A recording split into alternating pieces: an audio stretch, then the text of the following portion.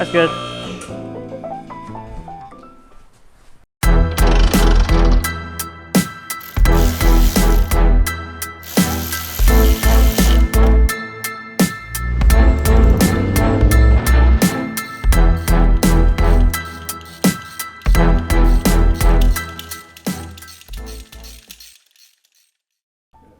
Yeah.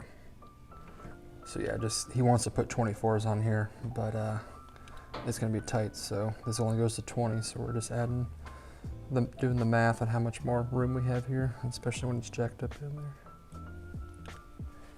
But hey guys, thanks for joining us again. We are back in the shop, and this time, if you haven't noticed, we got a friend here. This is Austin. He's the newest member of GKR, kind of a big deal, our very first full-time employee, and kind of excited to see where we can go. So everybody, here's Austin. Hey. So you may have seen this car in the background of some of our photos and some of our videos. This is a 1977 Impala Sportback, and it came to us, we're needing some new, it's got air suspension already, but it just needed some new bags.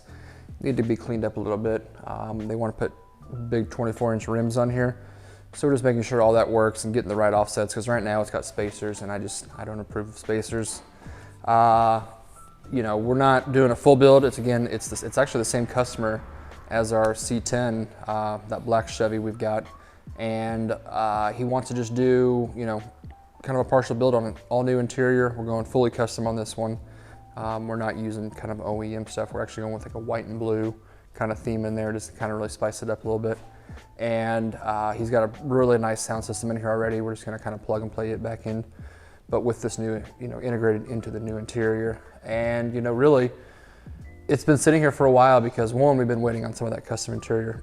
You know, it's COVID time, you know, everything's back ordered, and we've been waiting on some stuff, but it just made me realize that, you know, there's a backlog of work that needs to be done, and once we start getting these parts in, we're going to be too busy. So that's why, you know, we brought Austin on to kind of help keep this shop moving along, and especially since I'm getting pretty busy with the business side of things, with the new shop and the new you know, car storage and stuff.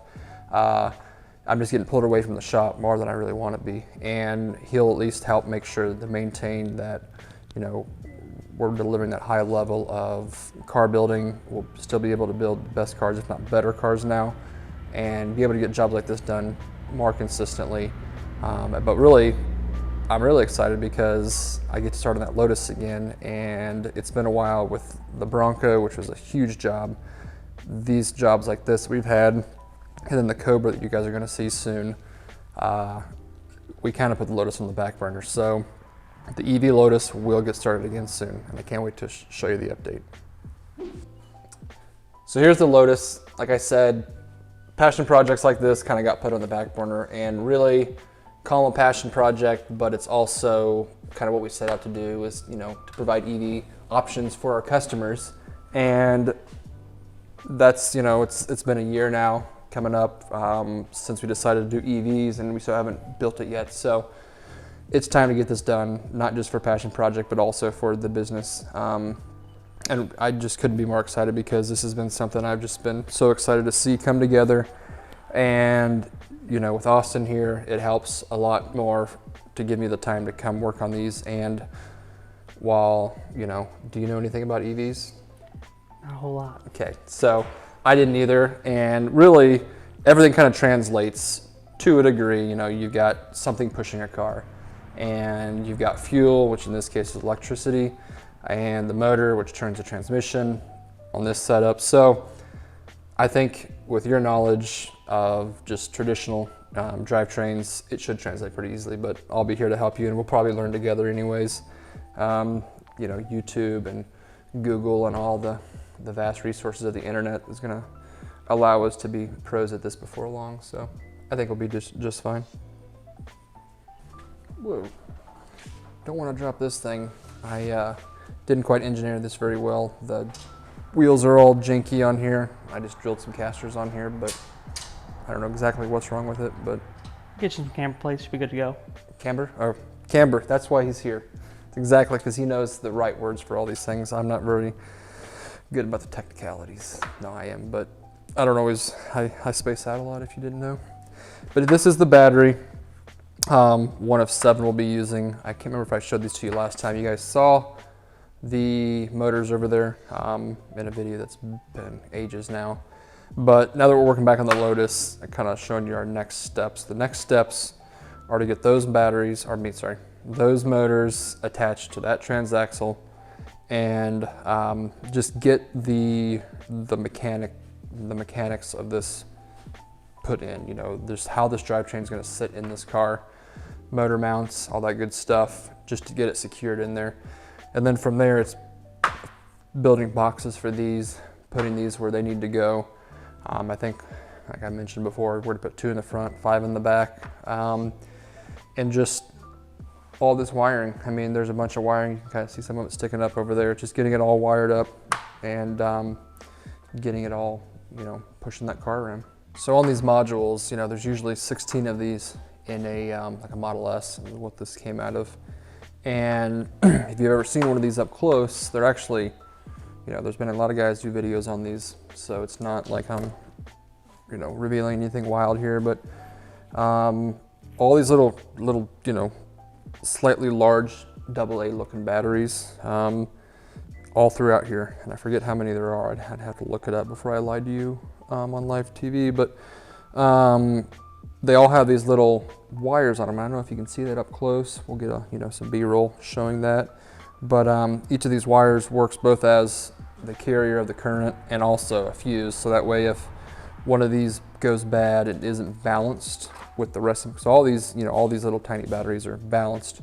And if one gets off balance, it isn't providing the juice it's supposed to, it'll actually detach itself and break that fuse to not ruin the rest of the battery. Because if you get one bad battery in here out of all of these, not only will it make this, pull this battery out of balance, when you start getting this battery out of balance, you pull the other, or the other module, this module out of balance, you pull the other modules out of balance, then you get your whole battery system out of balance, and you lose all your efficiency, and eventually you lose just the power to charge it. You know, you may charge it, and think of like an old phone, you know, if you had old iPhones or old cell phones, when you got it, yeah, you may have lasted 24 hours, 48 hours even on a full charge, but by the time it was, you know, ready to take it and trade it in, you know, you were charging it twice a day just to get through a day.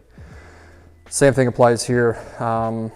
It's just that when we're talking cars on this level, the number one priority of EVs is maintaining the battery. It's not about the motor and all this stuff. I mean, obviously it is, but the most important part is the maintenance of the battery and keeping it as balanced, keeping it as happy as possible. And then that's where the coolant comes in up here. You know, you could run these batteries without coolant and overheat them and start popping these things off, and they'll save themselves, but you've got a ticking time bomb that you're going to run out of battery again. So keeping them cool, keeping them balanced, the two kind of important things about keeping these Tesla batteries, and expensive as they are, you want to keep them nice and not have to replace them.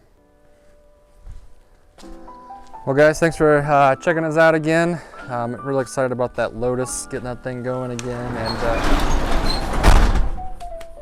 thought you wanted to have a special reveal for that thing. Oh yeah, don't rewind and look what was behind that garage door. You talk too much. Anyways, I'm excited to have Austin here now, taking that really big next step at GKR, see what we can do as a team. You know, he's gonna bring all kinds of cool knowledge that, you know, just take us to that next level, and then just keep building from there. So again, lots of stuff going on here. Thanks for coming out, and we'll check you on the flip side.